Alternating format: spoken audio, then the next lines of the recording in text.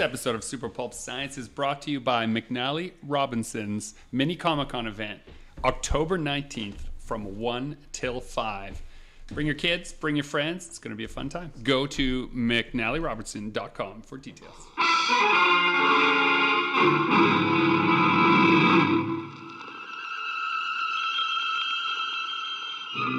Attention, citizens. It's time for Super Pulp Science.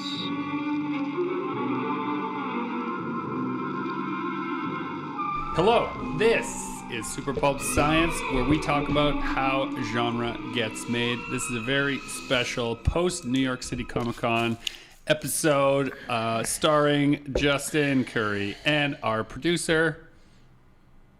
You want me to say my name now? Yes. Dan. You realize you start every episode by saying it's a very special one? Yeah. What's special about this one? This is a mediocre episode. There we go. Super Prepare to be whelmed. There'll be some welling. You guys are terrible. You just got back after a harrowing 3 a.m. flight. It's important for the listeners to know that you're basically still asleep, that you haven't really rested since arriving back from New York. But I've been back a whole day. I came early. You stayed to have fun and show your But you were out there longer. You weren't there the week before? So I've been gone 10 days. I went out 5 days before the Comic-Con. Went traveling around with my girlfriend, and we had a great time in New York. And then it was 4 days of the craziest convention of the year. And then my family, my little brother and mom came in to help me with the convention. So the Monday after the convention, we stuck around an extra day because my little brother's never been to New York and my mom likes New York, so we toured around. And I will say this to you, Dan, that I got this really cute text from Justin's dad on the first day, basically asking for a photo of his family. I think to prove that they were still alive because they hadn't texted him to let him know. I got a cute text from you saying, "Wish you were here," and it shows like the set piece they had set up for the Expanse of the Rocinante. Yeah, and I'm like, man, you're just making me jealous. It's you all had here. a very insightful follow-up comment when I sent you those pictures saying, "Wish you were here." You said, "Is this the modern postcard?"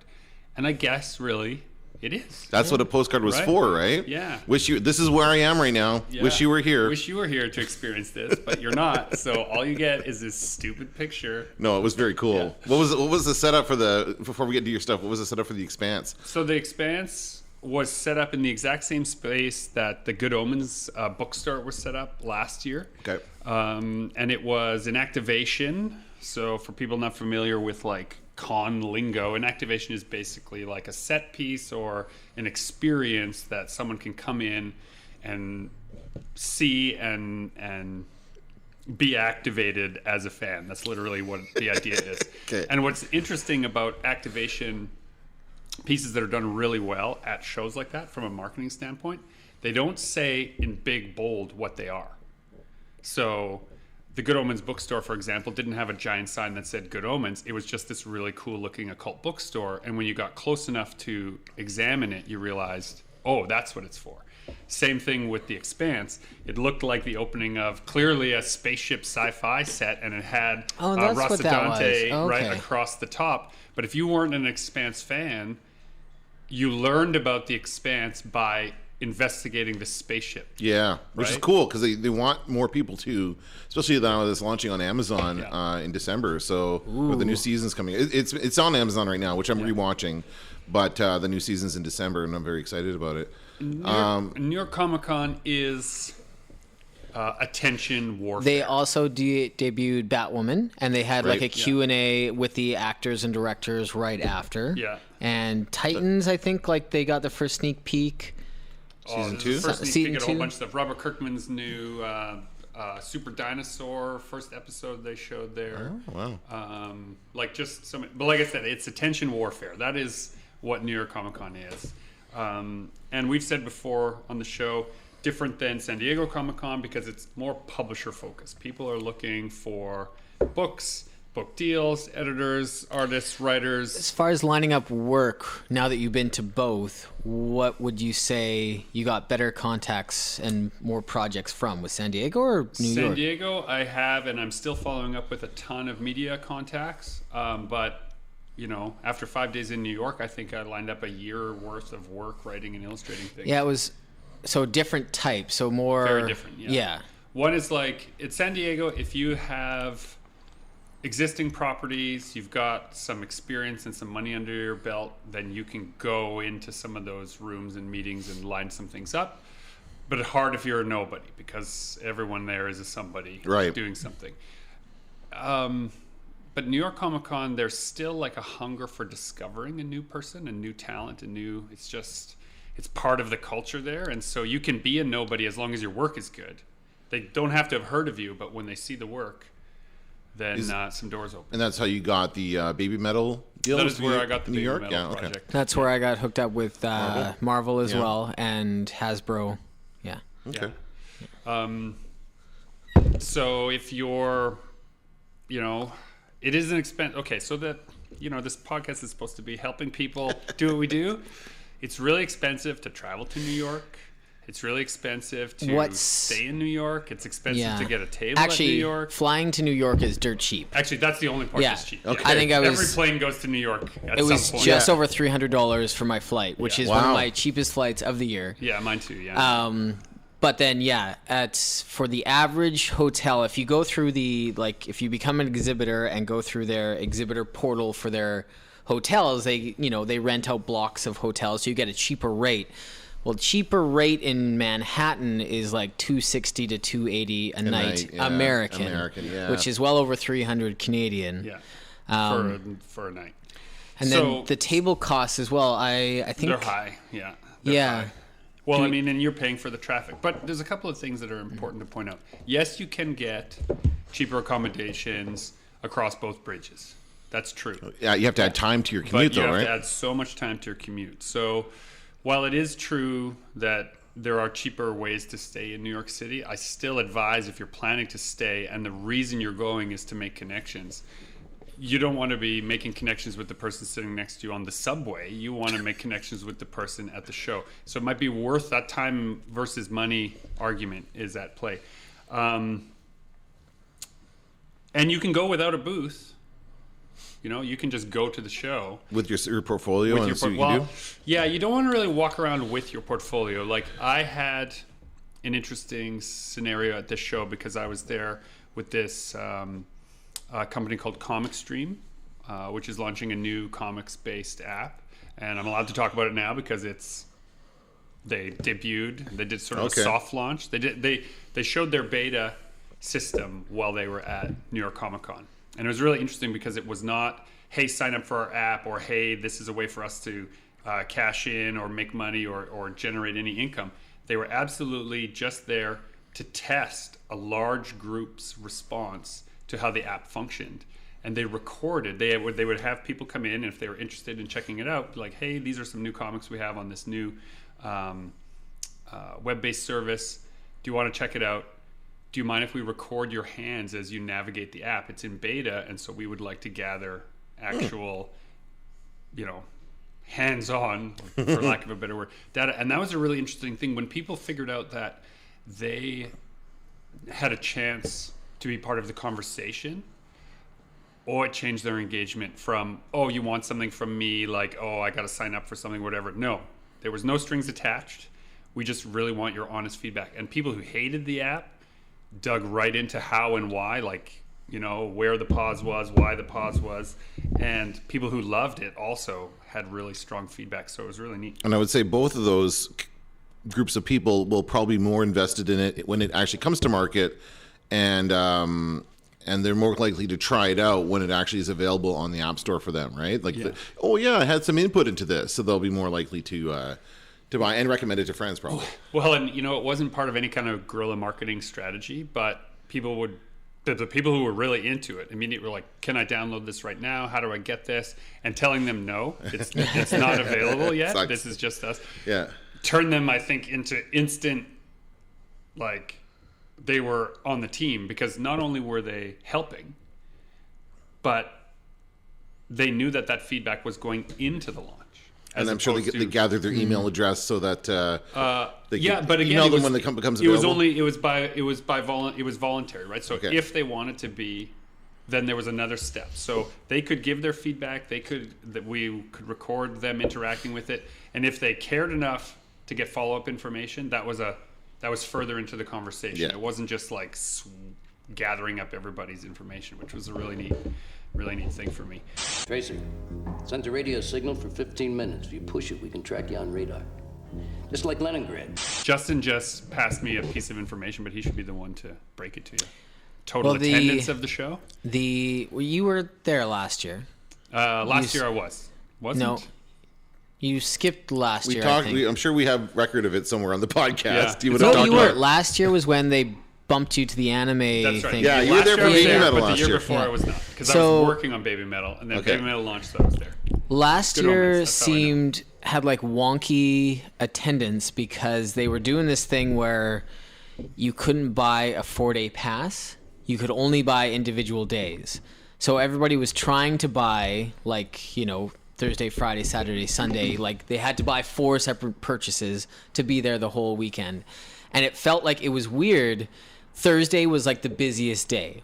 So it really threw off the whole dynamic of like the show, because it's like Thursday is usually the slowest. So that was like the baseline. Oh my God, it's just going to get crazier from here. And then it didn't. It like tapered down from Thursday.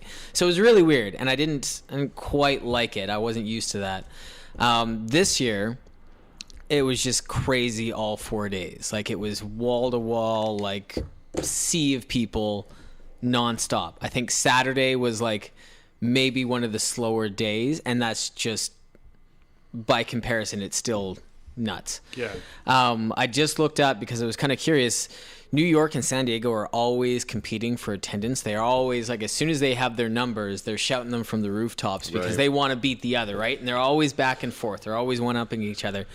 I just looked up the 2019 New York Comic-Con attendance. They said they sold over 200,000 tickets. Okay. So that's way up. That's from 160, I thought was last year, something around there. Yeah. So, Wow. Now, part of that is a numbers game, I'm sure, because a ticket for Saturday and a ticket for Sunday both count. Yeah, I'm okay with that. It's just as long as you're clear about how you're measuring it.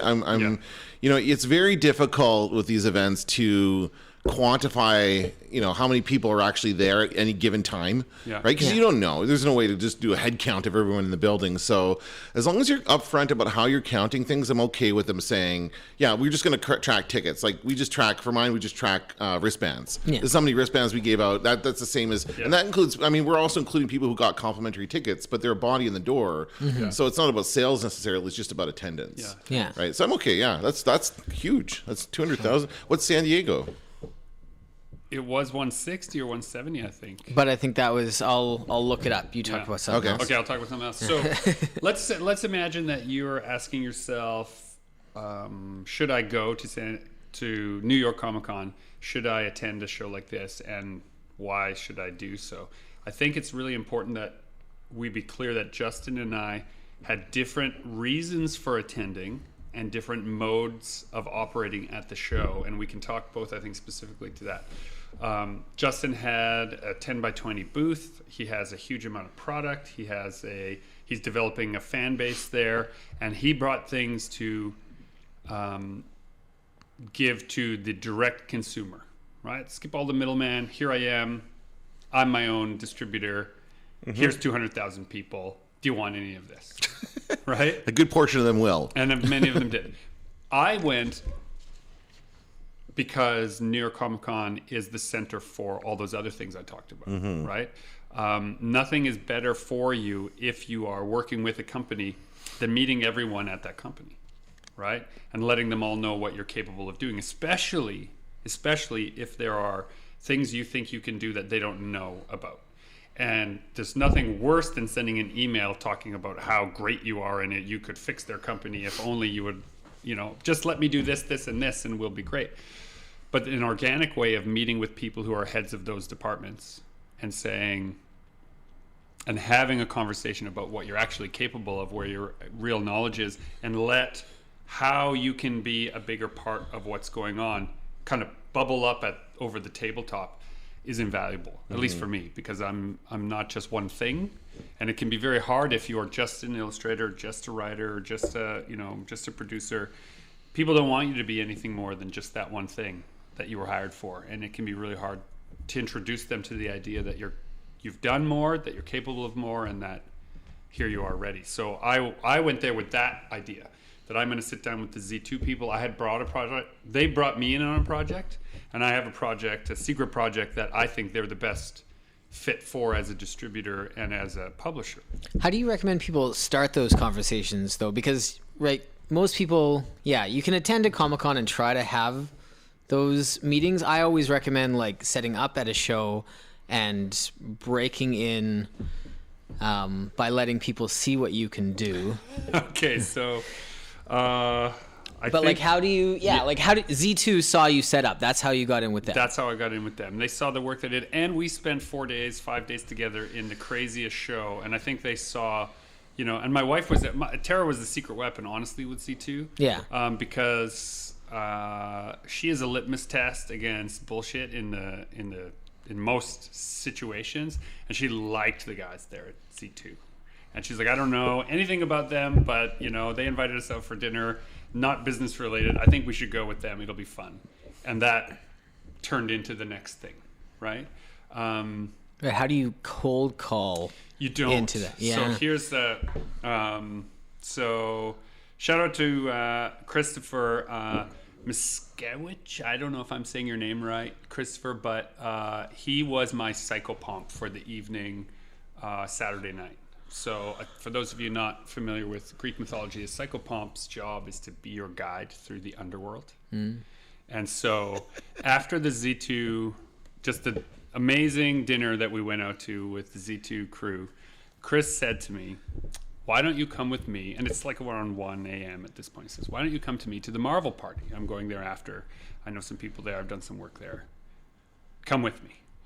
And I said, well, I don't want to be like a hanger-on or I don't want to be the clinger. I'd like to go.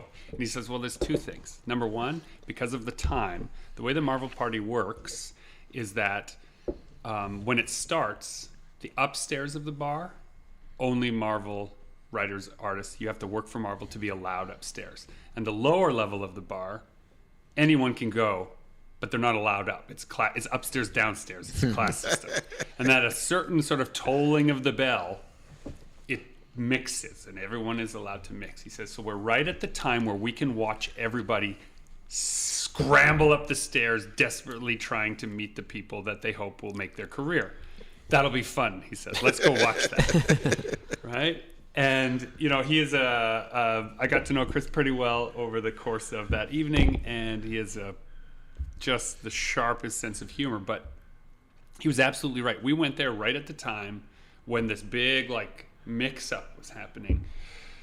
And this speaks to your question of, how do you make that conversation? I think the key is you shouldn't be there to have an artificial conversation. Because Chris and I both were kind of well, we don't want to be that. We stood off and sort of in our own little corner and just we're having a great time. We were laughing, we were talking about stuff, we were talking about stuff outside of comics. We both have secret other lives outside of comics, so we were talking about those things. And as a result of us looking like we were having a great time, all these people tried to meet us instead. And I thought that was because you weren't trying, they just assumed you were... They assumed we must, ergo, they must be important. Since they aren't trying to meet anyone, they must be someone that you should meet. And also, Greg's a bit of a fancy dresser, so people, I think that adds to the illusion as well that you're important. If you have an ascot on, people will assume that. But then the other thing too is people who were naturally knew each other through the business Chris gets to know what kind of stuff I'm doing. He knows my work from Baby Metal. He works with Z2. He's the writer of their new Grateful Dead graphic novel. No slouch whatsoever there. And so we were talking about what it's like to engage with cultural icons, musical icons, in a way that's supposed to distill their work. So we had a lot of the same kind of problem is not really the right word, but the same challenges that we had to overcome. And his went a lot differently than mine. Yeah, I imagine. So we were just really engaged in like comic book stuff. And so all these people started sort of floating around and realizing like these guys are having a good time and they don't need anything from anybody. And so some of them, and I won't name names here, but a good number of A-listers from Marvel Comics then, as a result of finally seeing a conversation that was underway that was neutral, not about the business, floated over to us and hung out with us as a result. So by not trying to meet these people, we met them. Okay. Just by it's sort like of playing hard to get. It kind of. And that wasn't like any kind of strategy. Yeah. But it was interesting to observe that if you seem desperate, you'll be treated that way. Mm-hmm. And if you seem a little bit aloof, then you'll be treated like someone, Sridhar got advice. He's one of the creative directors basically at Z2. He worked with Jim Jarmusch, who is a filmmaker that many Canadians will know well. But he was given a piece of advice long ago that he told me, and that I think is good for our listeners to know, that when you need money, you should ask for advice. And when you need advice, you should ask for money. That's good. Right? And that those things are more or less always true. I told you I wasn't a fool. Call me Snake. You can't work the show like I did and make the contacts like Greg did and be a functioning human being at the same time. At the same time. Yeah, you have to yeah, pick I and don't. choose. You have to pick and choose. Yeah. Don't think. So it'd be does that mean possible that to do both. nobody at that party was doing what Justin was doing? They were Correct. all there. Okay, they were all there for the same purpose that you were there. Correct, yeah. Okay, and then Justin was sleeping in bed. I by was there 11 for o'clock. Yeah, I was there for business. I was there to expand my company Yeah. in different That's right. ways Yeah. than. Well, yeah. you were doing it through direct access to the fans, and these, myself and these other people who are there are doing it with direct access to editors and to Yeah. And I have I made a list of sort of 18 proper follow-ups that I have to make, 6 of which I believe to be made of something real. But sometimes that 18 is something. Sometimes it's a surprise. Well, Yeah. that's still like 1/3 of the contacts you made. The decent contacts you made you're pretty confident it's going to turn into something. Yeah. That's what that Now, means. it's important to point out that of those 19 that I sort of made my list out of for following up, I still met. I had 150 other cards. Right. that really weren't a good fit. They were just not things that were reasonable for me to follow up based on what I want. And that's another really important thing. You should go into the show with a clear vision of what you want, but it should be a broad one. Yeah. Not like I want to work on Batman, but wouldn't it be great to work on a crime noir series? Yeah. Shotgun. Right? You're still shooting in the one direction, but it can't be ultra specific or you're not going to be able to find it. Right. Okay. Right? Yeah. Gotta kind of put your sails up and let the wind fill it.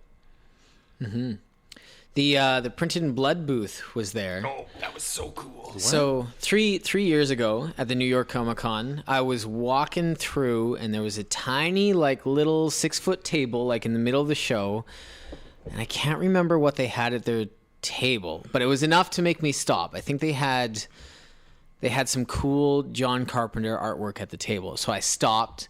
And we started chatting, and they told me about this project they had coming up, and they don't know if it's going to actually make it or not, but they wanted to do this John Carpenter The Thing art book with a bunch of different artists. And I'm like, oh my God, I love that movie.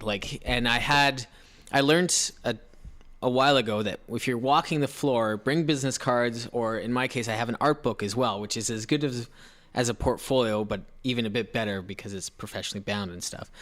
So as soon as these guys said they were working on a Thing book, I showed them my art book, and they gave me a card, and I followed up the next week, and I was able to submit my artwork and get published in what became the Thing art book that blew up way beyond anybody's expectations. Yeah, Also, somewhere along these lines, they asked if I knew any other artists that might be involved, and so Gregory was near the bottom of the list, but I told him about it. I got some crumbs off the curry plate. There you go. Yeah. And I can see what your piece up there. Where's yours, Justin? You have yours up here? I don't have mine Okay. up on the studio wall. I but always leave mine up and I take his down whenever he puts it down. It's on that where that empty hook is right there. That's where it was. Yeah, that Yeah. needs to be it. But So- this was a project that I think they thought was going to be like a little soft cover art book and turned into this hardcover, like 300-page tome of It's amazingness. huge. Yeah, no, I saw it. It was here. I think it was here when it got delivered. Yeah. So fast forward, they reached out to Guillermo del Toro, and they're working on a book with him. Firefly was just announced. Firefly was just announced. They're doing a Ooh, Firefly nice. art book, and they had a 10 by 20 end cap at New York. It was kind of funny to see like Their evolution. their little company and then their big company. They also made a point of going around, like the two main guys went around to every artist that was involved with like past or upcoming projects and put in some FaceTime. So Nice. Yeah, it was they really came great. by the table So to their big chat. project this year was they had done the Stranger Things art book. Yeah. And the Comic Stream booth was right next door to where the Stranger Things booth was selling, I guess, HarperCollins. Del Rey? We should look that up. I'm sorry that I don't know. But that is who the main distributor is of the book. And It was they had- Del Rey, yeah. They had the big ziggurat of those books. And watching people interact with this thing, of which, we have a single page each in it. But just to be a part of this, like, sheer joy. Like some people, there's a lot of people that will say, oh, it's fan servicing, it's just cashing in or whatever. If you knew the guys from Printed in Blood and you knew the literal blood and sweat that they put into getting this together, like wrangling hundreds and hundreds of submissions, you don't want that job.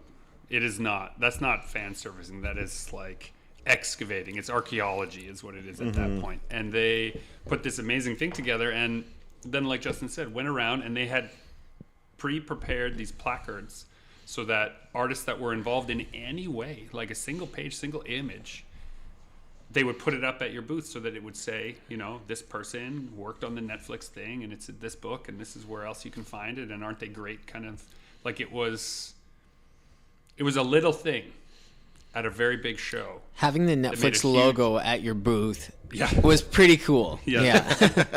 It's something it's a brand we all interact with every day. And so did you have your prints on sale there for the Stranger Things? So I didn't have my stuff on Yeah, that's sale. right, I you was were a there. floater. Yeah.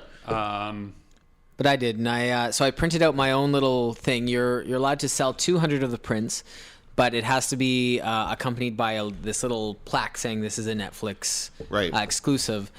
So I had that with the print, but then they also came around to all the artists, and they, like Greg said, handed out this little 8.5 by 11, like really professionally done little placard with the stand. And so I had 2 of those, and it definitely that piece flew. It was good. Yeah. And so that's like for those of you who are thinking, oh, I could do an anthology project or whatever. This is literally your laundry list of things to do to keep the people who are involved in it excited. And we just spent 10 minutes talking about a book that we have a tiny piece in, right? Because they engaged with us as people, not just as some commodified art. And you do get a free copy of the book. So those will be shipped out, I believe, next week. They were saying they were, pretty much. New York was the launch of the book, and they got them expedited just in time for the New York show, which is always the best way to get books, right? Like last minute in for time. that huge event. And so is this going to be a book anyone can purchase anywhere? Yes. Like on Available, Amazon yeah. or bookstores or whatever? Available where all Books are fine sold? books are sold. Okay. Yeah. Because you guys can't sell the book. You can just sell your prints. But if somebody wants to buy the book, Well, we could have bought. you can buy into the run. The reason why we wouldn't is because They're for us huge. it's so big. There's just you're a small part of it. You're not. And we're a small part of it, and the shipping on a thing like that for us to take to shows, like having a few extra copies, for your friends and family, that's one thing. But if you're wanting to use it as a leverage, a monetary leverage, the effort of moving these enormous things in bulk would just be too much. And it's kind of a cool thing. Again, you had this experience with the Thing book, and that people are going to go around to shows and collect signatures. So you had people come up to you. Treasure hunt, yeah. So people come up to you with that book and said, Yeah. "Please sign your work here." At one point in Chicago, after the Thing book came out, I had a lineup 20 deep of people having me sign that book, which is like, that's crazy, right? It just goes to show like the fandom of these properties it's another way in which people can express their love of these things. And the thing is such a good. I don't know why do you think they were so surprised at the response to that? Because I don't know anybody who doesn't love that movie. If you're a fan of horror, that movie ranks up there as far as like one of the greatest modern films of all time. A lot of people have tried things similar. They had high hopes, but they were definitely like I seem to recall like they weren't giving their hopes up. Like they were giving it their all, but they really didn't know if this was going to go anywhere, or if it was going to be a disaster or what. At least from my perspective, as a legitimate love of the film. And they're going to do this because someone should, was kind of their idea. And you need that kind of grit, honestly, to keep going in publishing. And the only way a book like that succeeds, of that size and magnitude, is because the pre-orders are solid. The guys have agreed to come on the podcast and talk about how that all gets made after New York Comic Con sort of dust settles. So we're going to do a call-in with them. Sure. And again, because they're so excited by the book project, I want to talk to them about that excitement, like the stuff, what that grid is made of is what I really want to talk to them about. Cool. Less so about how getting a license. We know how to do that. Well, I mean, and then now that they've proven the formula works, they're doing Stranger Things, they're doing Firefly, they're actually able to kind of tie into... Stranger Things is like a current franchise that is currently running. Firefly is somewhat defunct, as is The Thing. They just announced yesterday. What did they announce yesterday? Animated series? Wash and Mal both did a video for Indiegogo saying, hey guys, you want us to do a Firefly? Movie or season? Well, whatever they have. You want us to do a Firefly? They're doing 3 10-minute episodes as a proof of concept, and they've reached out. They put in a whole bunch of their own money apparently, and then for final production. Spoiler alert: Wash died. Yeah. So is this a prequel or what are we doing here? Who knows? I don't know. Okay. Wow. Because there was that great prequel episode where he has an awesome mustache. Remember Wash's mustache? That's right. Yes, that's right. I would watch anything to do with that mustache. All right. Wow, Snake Plissken, all right. What you doing in here with a gun, Snake? Looking for somebody. So I helped 2 New Yorkers meet for the first time. And I feel very, it feels like special sometimes when you can be the person that finds 2 people in a city of that many people, help them find themselves. It was after the Comic Stream Mixer where I got to meet Gail Simone and tell her how much I admire her. That was a particularly great fan moment. But I'm walking the 10 blocks or so back to the Airbnb. And yes, I could have Ubered, but it's New York. You want to walk among the streets, right? You want to be there, and it's 2 a.m. and there was about 5 blocks by the wharf. I probably shouldn't have been walking by myself. Suddenly a guy bursts out of the garbage pile. And he just says, hey, you! And he's so angry at me. Oh, no. And begins to chase me down the streets of New York. Now, I am not like in a full-out run because he is kind of Walking Dead style stumbles. So I've picked up my pace a little bit. But I am convinced that, and it's New York, so it's not an empty street by any stretch of the imagination. This is a full, busy street. Walk a block. No problem.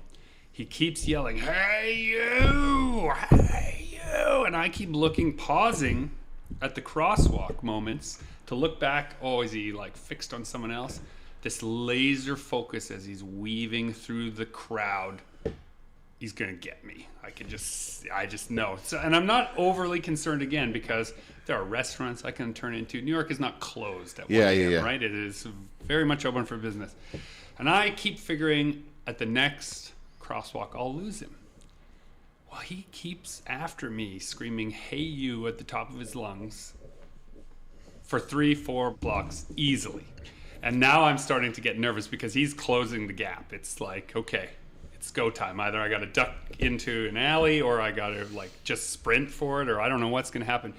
And he yells, hey, you! And suddenly there's a rustling from another giant pile of garbage, and another dude stands up, shakes his head loose of the confetti there, and says, me? And these 2 guys lock eyes and close on each other and start yelling and screaming, and they get into it together. And now I'm gone. And I just feel like my reason for being there was to bring these two perfect souls together in New York City. Man. I'd like to imagine that they're both aliens from another planet that were lost, and you helped them get together again. Well, right? That's why he was so confused and stumbling so much, because he was not used to his new body. Maybe. The sad part is, New York has a lot of people who are living in the liminal spaces. Yes, of course. And so it's, I make a fair amount of light of the whole situation, but it's, he was a desperate person in a desperate situation that didn't really know where they were. Is that you? Somehow I was. Yes, that's right. Somehow I was the firefly. I was the will-o'-the-wisp. They were chasing through the murky woods. So there's a fun New York story for you. Cool. I also ditched out on the show Saturday morning and went looking for Tannen's Magic Shop. Okay. And for people who don't know what that is, Tannen's Magic Shop is the oldest magic shop in New York City. As in, how old is it? That's a good question. You can't say the oldest. What is it? Older, like 10 years old? Like. Well, you look that up. Okay, I'll look it up. You keep talking. What I know about it, though, is that it has this reputation of being very kind to being a little bit hard to find, because it's it's near Times Square, but it's not. The building is not labeled. It's on the 6th floor, and it is down the hallway, and it is not a particularly well-appointed building either. It's not a place where you feel like, oh, this is great. And the elevator is about as much space as this chair I'm sitting in now. Is you just step into this little coffin that brings you up to the 6th floor. But Tannen's Magic Shop is of particular interest to me because so many of the sort of stage magician community, right from the 30s, as far as I understand. 20s, 25. Yeah. 1925 is when it opened. Have used that and visited there. And now I'm not, anyone who knows me knows I'm not like big into magic, but what I was going to ask, are you big into magic? Well, tangentially. Yeah. I love the way that a magician invests a specific moment with a perfect story that you're completely enraptured in, and all of your attention is focused on it. And yet, in telling that story, whatever it is, whether it's a sleight of hand trick or a misdirection, whatever it is, they hold your attention and put it where they want it to be for that short space of time. Any storyteller anywhere in the world doing any kind of story writing will be served by studying how that works, right? So I wanted to go to the place where, in my opinion, some of the best storytellers on earth hone their craft. Mm-hmm. And so I went to this little shop, and it was really neat because it has this reputation of being friendly to tourists, but being really the place you go if you know what you're talking about. So I went in there and I just sort of didn't open my big mouth, which was strange for me. I just went in there and observed things. And I watched them, show the average tourist these little $40 tricks they could buy and go away with, like a trick coin or a card deck or whatever. But during that same time, someone came into the shop and clearly knew what they were talking about. And when I say that, here's some of the slang. I wrote down, I sat beside the, they have a library of tricks, which are all sealed, and they range from thousands of dollars to know how a trick works to, $20-$30, but listening to them say words like prediction, full view, mirror box, missed call, not back pocket. Oh, it's a thumb rider. Nah, it was a peak wallet in a mint box, right? These kind of slang terms where someone from Germany who had come in, who was also a stage magician, is talking to someone else at the shop in a completely other slang language that they both have complete understanding of.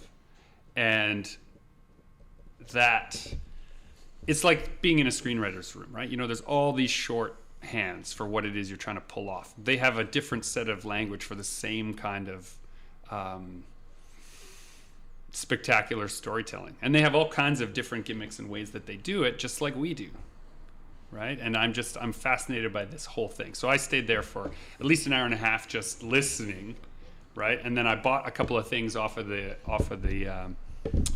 tricks library, which was a whole other experience, to take back these little things that were, hand bound in 1940, and then read some magician's, explanation of how he does the trick and why it will work and under what conditions are best to make this believable as a story, and all of these kinds of things.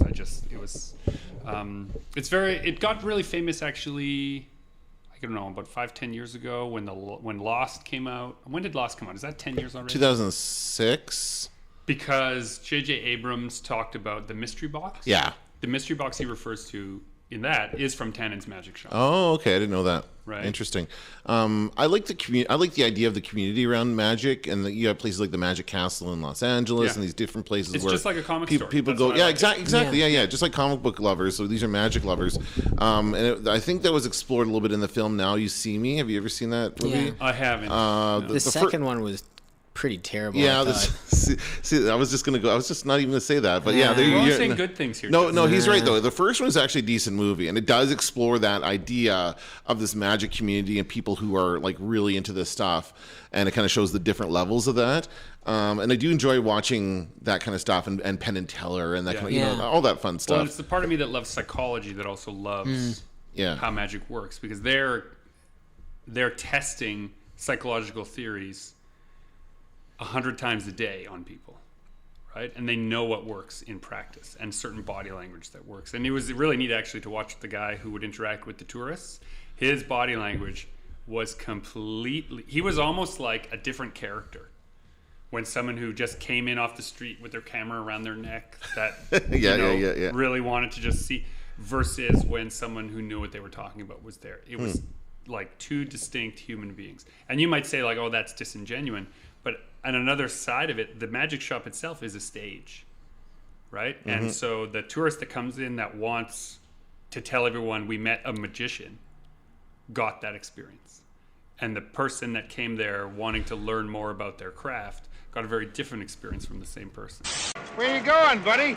What was some of your highlights from your trip, Justin, as far as what you did before the con? You got to see New York. Had you been there in that capacity before? I've been to New York a couple of times. I've been doing the show since 2013. And so every, evening after the show, we'd go and see like a little bit of New York. So I've seen enough of Times Square to not need to see Times Square much anymore. Again, because when I went to New York, that was like the most concentrated mass of humanity I'd ever seen in my life. Nothing has changed. Yeah, just like a mass of people crammed into one space. Yeah, we went on a ferry ride, which was great. Oh, cool. We did an Staten Island ferry, like it's split in half in Spider-Man? No, not that one. Okay. No. I recommend a ferry ride in New York. It's $2.50 to ride the ferry anywhere, and it goes all kinds of places.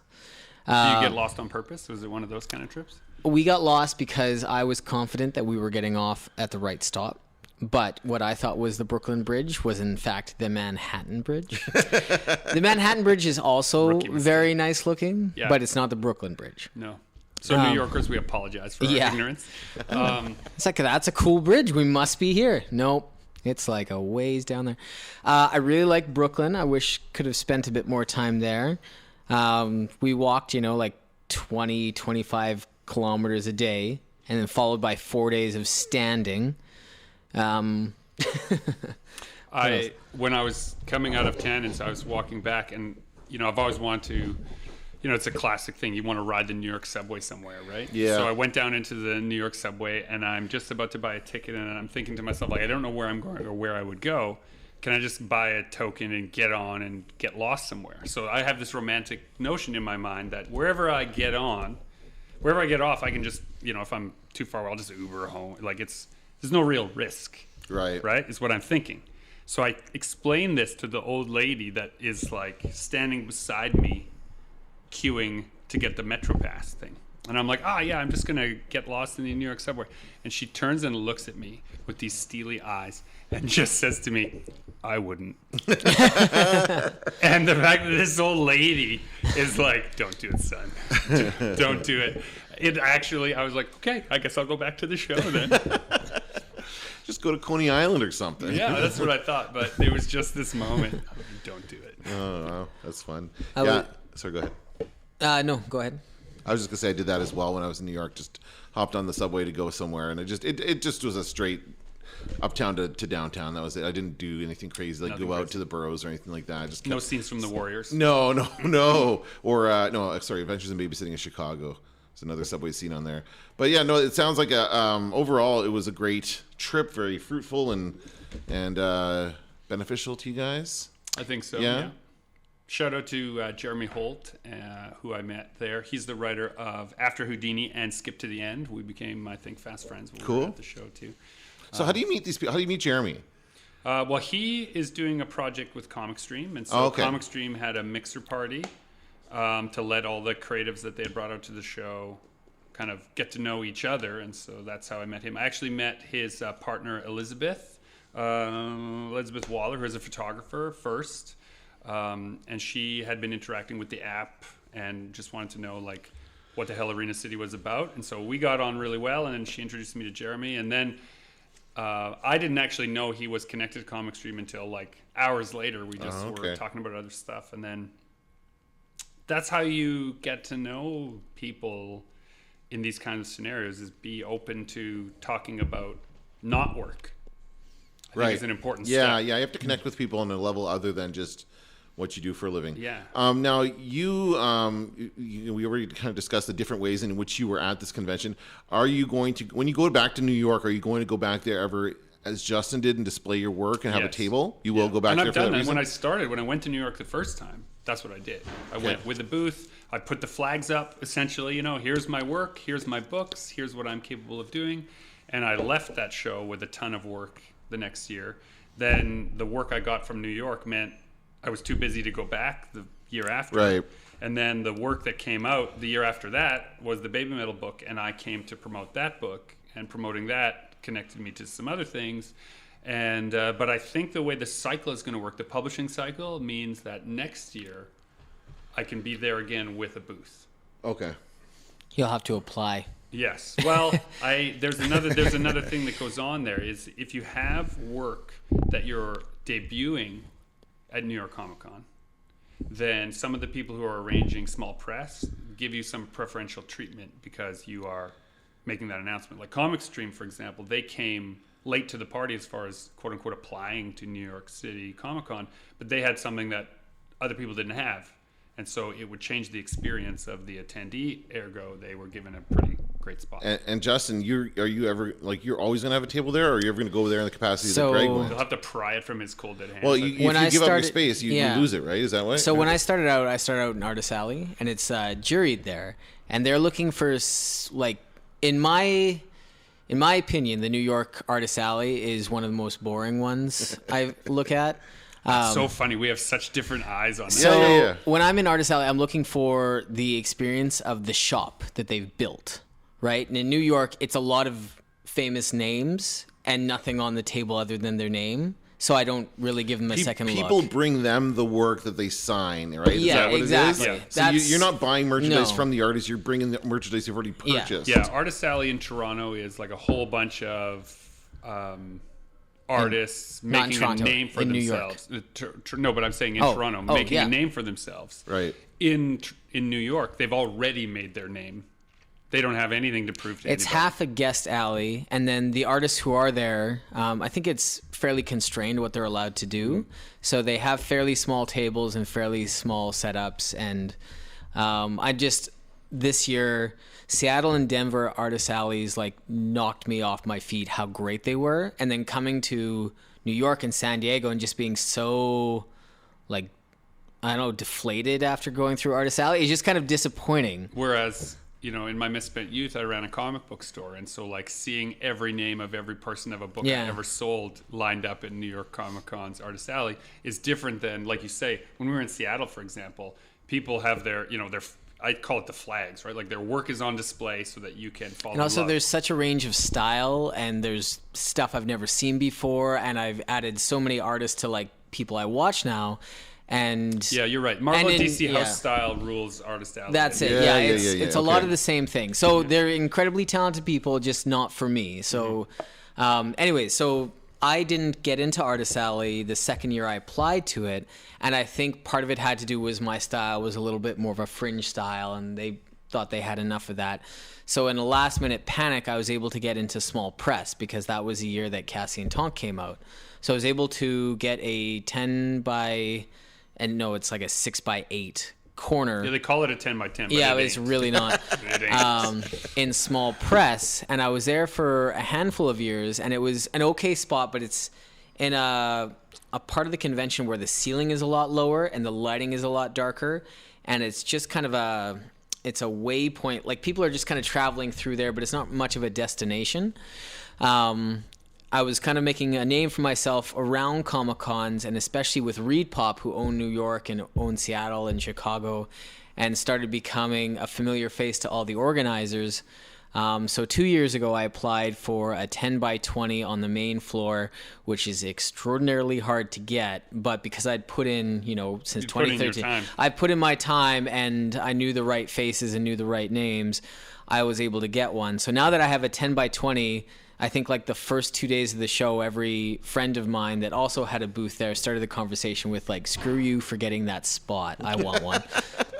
It's true. And now you can't give it up. I'll never give it up. Okay. No. Yeah. Oh, cool. He's going to will it to his children. It'll be passed. It'll be passed on.